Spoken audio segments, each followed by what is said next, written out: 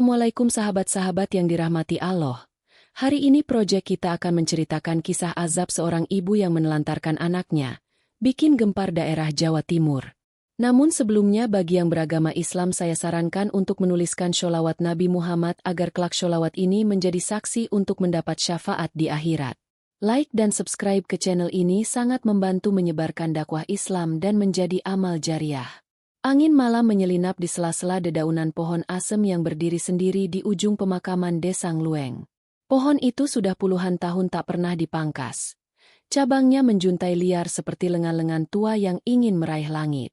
Aroma tanah basah dan bunga Kamboja kering memenuhi udara, mencampur dengan keheningan yang begitu tebal, hingga desir angin pun terdengar seperti bisikan. Pada malam Jumat itu, warga desa berkumpul di balai dusun. Ada yang membicarakan panen yang gagal, ada yang membahas rencana pelebaran jalan. Namun pembicaraan itu tiba-tiba berubah saat Pak Lurah menyebut nama pohon asem. Besok pagi, bagian dahan sebelah barat pohon asem mau ditebang. Soalnya kena jalur pembangunan, ucap Pak Lurah dengan suara berat. Seisi ruangan mendadak sunyi. Mbah Samin, dukun tua yang jarang bicara, memandangi Pak Lurah dari sudut ruangan. Mata keriputnya menyipit, lalu berkata pelan, "Apa panjenengan yakin mau ganggu pohon itu, Lurah?" "Kenapa, Mbah? Cuma ditebang sebagian. Lagian pohon itu sudah miring, bahaya juga kalau roboh." Mbah Samin tak menjawab langsung. Ia mengambil rokok klobot dari balik bajunya, menyalakan perlahan, lalu berkata, "Aku cuma peringatkan. Dulu ada yang nanem pohon itu bukan untuk peneduh, tapi sebagai penutup aib." Warga mulai berbisik-bisik. Tapi sebelum pertanyaan muncul, suara adzan Isya dari masjid desa menggema. Pertemuan dibubarkan, meski rasa penasaran belum juga terjawab. Tengah malam itu, Sardi, penjaga malam desa, sedang duduk di pos ronda sambil menyeruput kopi pahit. Api rokoknya menyala merah, menari-nari saat angin dingin menerpa. Ia mendongak ke arah pohon asem yang terletak tak jauh dari pos. Tiba-tiba, terdengar suara lirih, tangisan. Sardi menajamkan telinga. Tangisan anak kecil. Ia bangkit berdiri, membawa senter, melangkah pelan menuju arah suara. Setiap langkah terasa berat. Semakin dekat ke pohon asem, semakin jelas suara itu. Seperti anak kecil yang tersesat atau ditinggalkan. "Halo? Siapa di sana?" panggil Sardi.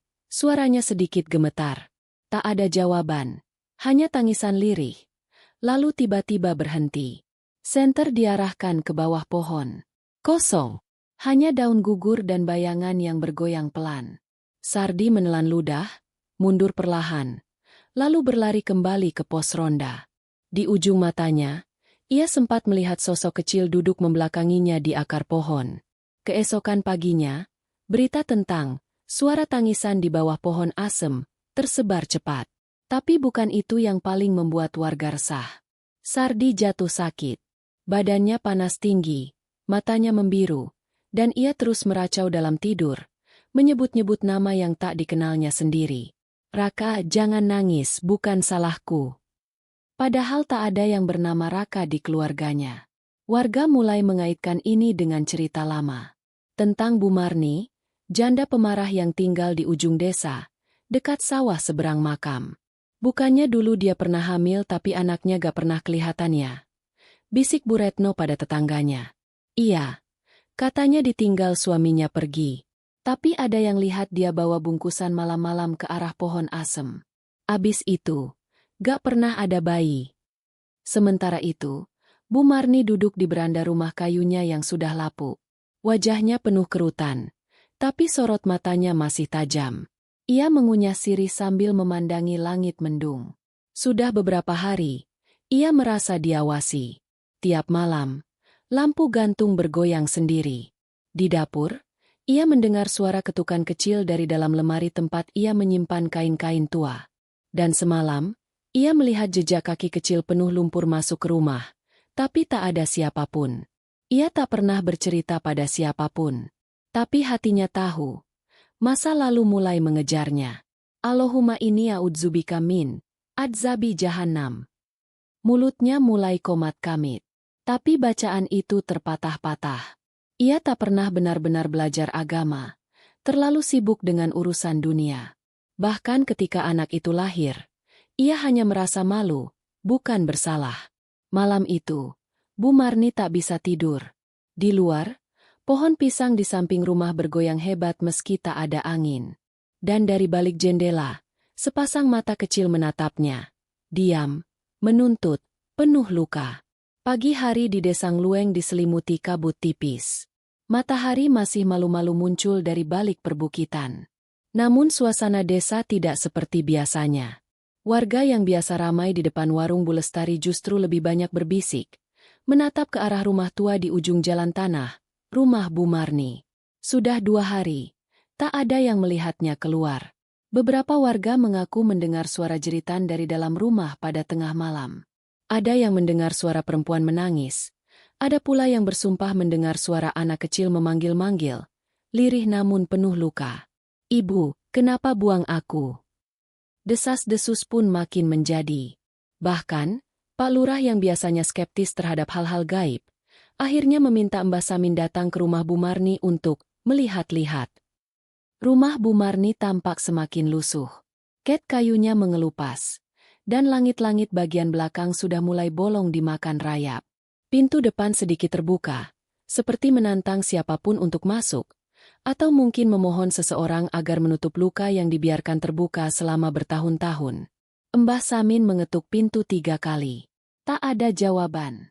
Ia mendorong pintu perlahan. "Astagfirullah," desisnya. Ruangan dalam rumah dipenuhi bau anyir. Seperti darah basi yang bercampur tanah basah. Di sudut ruang tamu, Bu Marni terduduk di lantai. Rambutnya awut-awutan, matanya kosong menatap dinding. Kakinya lecet, berdarah, dan tampak bekas cakaran di tangan kanan dan leher.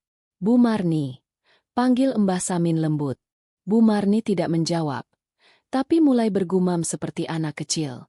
Tangannya mengusap lantai, membentuk lingkaran berkali-kali, sambil bersenandung lagu Nina Bobo yang sumbang nadanya. "Bobo, Bobo, anak manis, nanti malam dimakan setan." Mbah Samin mendekat, lalu mengeluarkan tasbih dari saku baju luriknya. Ia duduk bersila di hadapan Bu Marni, mulai membaca istighfar dan ayat kursi pelan-pelan. Tiba-tiba, Bu Marni menatap tajam padanya, dan suaranya berubah. Bukan lagi suara wanita tua, tapi seperti anak kecil yang menangis dan marah sekaligus. "Kenapa? Ibu tinggalin aku di bawah pohon itu. Aku kedinginan." Tubuh Bu Marni lalu kejang hebat.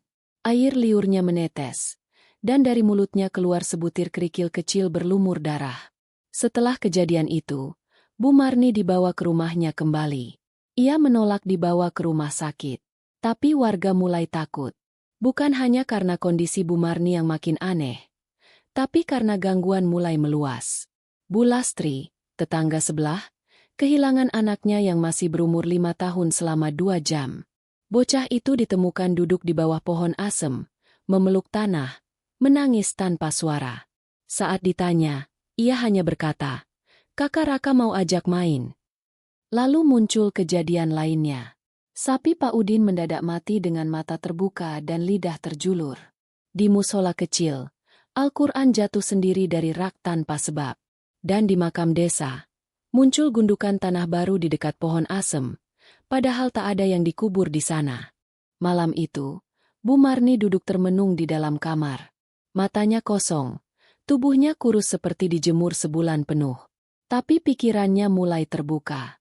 Ia tahu azab sedang datang, dan semua ini karena masa lalunya. 20 tahun lalu, ia masih muda dan cantik. Hubungannya dengan seorang mandor proyek dari kota membuatnya hamil. Saat tahu, lelaki itu pergi tanpa jejak. Ia panik, malu, dan takut dicemooh warga desa. Anak itu lahir saat dini hari, tanpa bantuan siapapun. Ia bungkus dengan kain lusuh, lalu membawanya keluar rumah. Suara bayi menangis sepanjang jalan, namun tak sedikit pun menggoyahkan hatinya. Ia berjalan ke arah makam, lalu ke pohon asem. "Maafkan ibu. Ibu gak bisa bawa kamu pulang," bisiknya waktu itu. Ia tinggalkan anak itu di bawah akar besar, lalu lari pulang. Keesokan harinya, ia berpura-pura sakit agar warga tak curiga. Bayi itu ditemukan 2 hari kemudian oleh petani. Sudah tak bernyawa. Tapi tak ada yang tahu siapa ibunya. Warga hanya menguburkan bayi itu di tepi makam, tanpa nisan, tanpa nama. Kini, Bu Marni sadar. Bayangan anak kecil yang duduk di sudut rumah. Suara tangisan tiap malam. Luka yang muncul di tubuhnya tanpa sebab. Semua itu bukan gangguan biasa. Itu penantian seorang anak yang tak pernah diberi nama, tak pernah dipeluk, dan tak pernah didoakan. Pada malam Jumat berikutnya, Bu Marni mencoba sholat setelah puluhan tahun. Tubuhnya gemetar, sujudnya tak sempurna. Ia menangis sambil beristighfar, menyebut nama Allah berulang-ulang. Tapi tepat saat ia mengangkat tangan untuk takbiratul ihram, lampu padam. Kamar menjadi gelap gulita. Lalu terdengar suara, seperti langkah kecil di lantai papan. Pelan, mendekat. Ibu. Suara itu muncul dari belakangnya. Lirih, tapi terdengar sangat dekat. Bu Marni tak berani menoleh. Ia menangis. Tubuhnya menggigil. Ibu dingin, kenapa ibu buang aku? Tangan mungil menyentuh pundaknya. Dan malam itu, Bu Marni menjerit hingga pagi. Matahari belum sepenuhnya terbit. Namun suara ayam sudah terdengar dari segala penjuru desa Nglueng. Embun masih menggantung di ujung dedaunan ketika Bu Lastri, tetangga paling dekat rumah Bu Marni, datang tergopoh-gopoh ke balai desa. Nafasnya terengah. "Wu warga, tolong. Bu Marni, dia berdarah. Tapi aneh sekali." Pak Lurah yang sedang mengecek buku administrasi pagi itu langsung berdiri. Tak banyak tanya. Ia mengajak beberapa warga dan menuju rumah Bu Marni. Pintu rumah sudah terbuka lebar. Aroma busuk menyambut sejak 3 meter dari ambang. Di dalam, Bu Marni terduduk di sudut kamar. Bajunya compang-camping, matanya bengkak, dan tubuhnya gemetar hebat. Yang paling mengejutkan adalah luka di kakinya. Luka besar yang tampak seperti digerogoti dari dalam, dan dari sela-selanya. Belatung menggeliat, keluar masuk seperti makhluk yang sedang berpesta. "Ya Allah!" bisik Pak Lurah sambil mundur. Bu Lastri memejamkan mata, tak sanggup melihat. Tapi Bu Marni hanya menatap mereka semua dengan sorot kosong, seperti sudah kehilangan separuh jiwanya. "Aku sudah minta maaf," katanya lemah. Tapi, dia belum mau pergi. Saat Mbah Samin datang menyusul, ia langsung meminta semua warga keluar. "Ini bukan luka biasa. Bukan juga penyakit. Ini luka yang dibuka oleh penunggu," ucapnya dengan serius. "Penunggu?" tanya Pak Lurah bingung. "Bukan jin, bukan setan biasa, tapi ruh anak yang ditolak dunia, dan kini mencari pengakuan. Menggali luka ibunya, agar dunia tahu dia pernah ada." Hari-hari berikutnya, kondisi Bu Marni makin memburuk. Belatung tidak hanya di kakinya. Kini muncul pula di punggung, bahkan di dalam telinganya. Setiap kali dibersihkan, besoknya muncul lagi, seolah tubuhnya menjadi sarang kematian. Warga yang mencoba menolong mulai merasa takut. Bahkan Pak Darto, yang berniat mengantar makanan, mengaku mendengar suara tangisan anak kecil dari dalam gentong air di dapur. Dia nangis sambil nyebut, "Aku lapar, Ibu, jangan tinggalin aku lagi." Di malam ketiga sejak luka itu muncul, Bu Marni memohon agar Mbah Samin datang lagi. Ia merasa waktu sudah dekat. Aku lihat dia lagi. Kali ini, dia berdiri di sudut kamar, tapi tubuhnya sudah busuk. Wajahnya mirip aku, tapi matanya kosong. Dia melayang ke arahku. Mbah Samin tak bicara banyak. Ia membawa segelas air doa dan surah-surah dari Al-Quran yang dibacanya semalaman. Namun saat air itu hendak diminumkan, gelasnya pecah sendiri. Darah keluar dari mulut Bu Marni. Tapi darah itu tidak mengalir ke lantai, melainkan menguap, seolah tertelan udara. Mbah Samin berdiri. "Bu Marni, panjenengan harus akui semuanya di depan warga. Biar arwah anak itu tahu bahwa dia pernah dilahirkan, bahwa dia tak dilupakan, bahwa dia anak panjenengan." Namun Bu Marni hanya menangis. Orang-orang akan membenciku. Mereka akan mengusirku. Lebih baik dibenci manusia, daripada ditolak Allah dan ditelan bumi, jawab Mbah Samin dengan suara berat. Keesokan harinya, atas permintaan Mbah Samin, warga berkumpul di masjid desa. Di hadapan puluhan pasang mata, dengan tubuh penuh luka dan suara yang hampir hilang, Bu Marni akhirnya bersuara. Aku, Marni binti Ruslan 20 tahun lalu. Aku membuang bayi yang kulahirkan di bawah pohon asem, karena aku takut malu. Warga tercekat. Beberapa menangis. Beberapa hanya terdiam dalam ketegangan. Bayi itu laki-laki. Ku kasih nama dalam hati. Raka. Tolong doakan dia, kuburkan dia dengan layak dan maafkan aku. Hening. Sampai akhirnya Pak Lurah berdiri. Dengan suara berat, ia berkata, besok pagi, kita gali kuburan lama itu. Kita beri nisan. Kita doakan bersama. Semoga Allah mengampuni semuanya. Dan malam itu, untuk pertama kalinya sejak bertahun-tahun, tak ada suara tangisan dari arah pohon asem. Namun azab belum berakhir. Karena bumi belum memutuskan, apakah akan menerima jasad seorang ibu yang pernah mengingkari darah dagingnya sendiri. Pagi itu, langit di atas desa Nglueng mendung tanpa hujan. Angin berembus pelan, tapi menusuk seperti membawa bisikan. Di pelataran makam desa, puluhan warga berkumpul dalam diam. Tak ada suara tawa, tak ada obrolan ringan. Semuanya menunduk, wajah-wajah muram menatap satu titik, sebuah gundukan tanah di bawah pohon asem. Gundukan itu sudah ada sejak lama, tapi tak pernah diurus. Tak bertanda, tak bernama. Namun hari ini, semuanya akan berubah. Mbah Samin berdiri paling depan, membawa kendi berisi air doa. Di sampingnya, Pak Lurah memegang nisan kayu sederhana bertuliskan, Raka bin tidak dikenal. Ditemukan, bukan dilahirkan. Namun kini, diakui, Bu Marni didampingi dua orang ibu-ibu. Tubuhnya lemas, kulitnya mengelupas seperti luka bakar.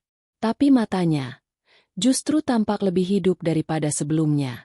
Seolah ada bagian jiwanya yang kembali, karena akhirnya mengakui dosa yang dipendam terlalu lama.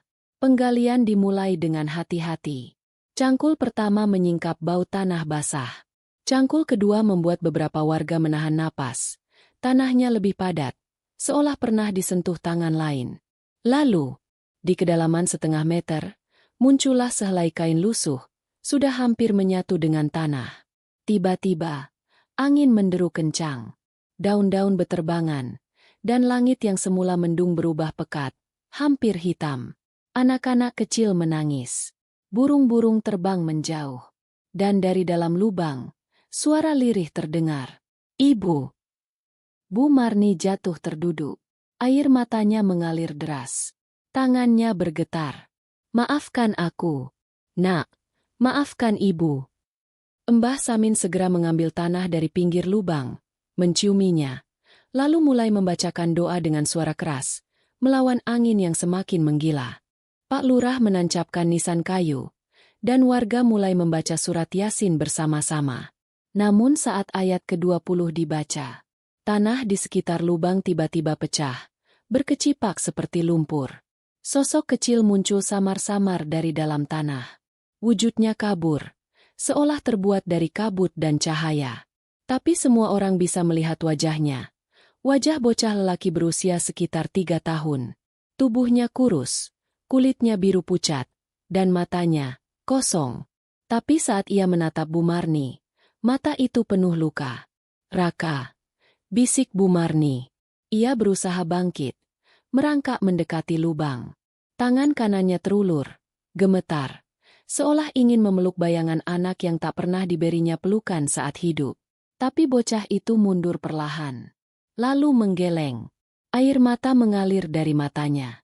Aku kedinginan di bawah sana. Gelap, ibu gak pernah datang. Tubuh Bu Marni jatuh ke sisi lubang. Ia menggigil, tak bisa bergerak. Mulutnya hanya mampu beristighfar. Astagfirullah, astagfirullah, astagfirullah. Tiba-tiba, Tanah di lubang mulai tertutup sendiri, seolah ditelan oleh waktu. Nisan yang tadi ditancapkan Pak Lurah patah dan terlempar ke samping. Suara angin mendadak berhenti. Langit cerah kembali. Dan sosok Raka lenyap. Seminggu setelah penggalian itu, Desa Nglueng menjadi lebih sunyi dari biasanya. Orang-orang masih membicarakan peristiwa itu dengan suara pelan dan penuh kehati-hatian. Tapi satu hal yang pasti, gangguan berhenti. Tidak ada lagi suara tangisan, tidak ada lagi jejak kaki kecil, tidak ada lagi luka misterius. Namun Bu Marni, ia tidak sembuh. Tubuhnya membusuk perlahan, seperti jenazah yang ditinggal 3 hari. Tapi ia masih hidup. Setiap malam, ia merintih kesakitan. Setiap pagi, kulitnya mengelupas lebih banyak. Dokter sudah tak bisa berbuat apa-apa. Mbah Samin hanya berkata, "Ini bukan sakit, ini penolakan." Bumi menolaknya, karena dulu dia menolak anaknya. Bu Marni hanya bisa pasrah. Ia terus membaca istighfar sepanjang hari, menanti, apakah Allah akan mengampuni, atau membiarkannya terus hidup dengan tubuh seperti bangkai. Dan pada suatu subuh, setelah azan berkumandang, Bu Marni menghembuskan napas terakhirnya. Tubuhnya kaku dalam posisi sujud. Namun saat hendak dimakamkan, tanah di liang lahat mengeluarkan darah. 3 kali jenazahnya dimasukkan, 3 kali pula tanah menolak. Longsor, mengeluarkan belatung, bahkan terdengar jeritan dari dasar liang. Akhirnya, Bu Marni dimakamkan di luar kompleks pemakaman, di bawah pohon pisang dekat sawah, sendiri. Dan pohon asem itu masih berdiri, lebih tinggi dari sebelumnya. Seolah menjadi penanda dosa yang tak terhapus sepenuhnya. Tak ada yang berani menebangnya. Tak ada yang berani duduk di bawahnya. Karena di malam-malam tertentu, masih terdengar suara kecil, jauh dari dasar tanah. "Ibu, aku masih kedinginan." Jenazah Bu Marni kini terbaring di bawah pohon pisang yang sunyi, jauh dari makam warga, jauh dari tempat di mana seharusnya seorang ibu dimakamkan. Tidak ada nisan, tidak ada doa keluarga. Hanya tanah gersang dan angin sawah yang menjadi teman keabadiannya. Namun apakah semua telah selesai? Karena sesungguhnya, ada amal yang terus mengikuti manusia, bahkan setelah kematiannya, doa anak yang soleh. Dan Bu Marni telah kehilangan itu. Apabila anak Adam mati, maka terputuslah amalnya kecuali 3 perkara: sedekah jariah, ilmu yang bermanfaat, atau anak soleh yang mendoakannya. Muslim No. 1631. Bu Marni telah menghapus doa itu sejak awal. Ia menolak darah dagingnya sendiri. Maka kini, ia hanya memiliki satu penolong, taubat dan rahmat dari Allah. Namun tidak semua orang berkesempatan untuk bertaubat dalam keadaan masih hidup. Dan janganlah kamu membunuh anak-anakmu karena takut kemiskinan. Kamilah yang memberi rezeki kepada mereka dan kepadamu. Quran Surat Al-Isra 31. Betapa banyak orang tua yang karena malu, karena takut, karena gengsi, memilih membuang amanah yang Allah titipkan. Padahal, setiap anak lahir membawa rezeki dan keberkahan. Dan bila amanah itu diabaikan, jika anak tak diakui, tak diberi kasih, bahkan dibuang seperti sampah, maka tak hanya langit yang marah, bumi pun akan menolak. Maka apakah mereka tidak berjalan di muka bumi? Lalu mereka mempunyai hati yang dengan itu mereka dapat memahami atau telinga yang dengan itu mereka dapat mendengar? Sungguh bukan mata itu yang buta, tetapi yang buta ialah hati yang di dalam dada. Quran Surat Al-Hajj 46. Bu Marni memiliki mata, telinga, dan akal. Tapi hatinya buta oleh rasa takut dan malu. Dan ketika akhirnya ia melihat, semuanya sudah terlambat. Saudara-saudaraku, hikmah dari cerita ini adalah, jangan pernah menelantarkan amanah Allah. Terlebih jika amanah itu adalah darah dagingmu sendiri. Setiap anak lahir dengan fitrah. Maka siapapun yang menyanyiakan mereka, berarti menyanyiakan rahmat yang Allah turunkan. Sebagaimana firman Allah dalam Al-Quran. Dan janganlah kamu membunuh anak-anakmu karena takut kemiskinan. Kamilah yang memberi rezeki kepada mereka dan kepadamu. Quran Surat Al-Isra 31. Cerita ini adalah fiktif, disusun sedemikian rupa agar terasa nyata. Bukan untuk menakut-nakuti, tapi untuk membangun kesadaran dan pengingat bahwa setiap dosa ada konsekuensinya, dan setiap manusia punya kesempatan untuk bertaubat sebelum terlambat. Terima kasih sudah mendengarkan kisah ini sampai akhir. Jika kamu merasa cerita ini bermanfaat, jangan lupa untuk like, tulis pendapatmu di komentar, dan subscribe agar tidak ketinggalan cerita-cerita mistis penuh hikmah berikutnya. Sampai jumpa. Dan semoga Allah selalu menjaga hati dan keluarga kita dari kezaliman sekecil apapun.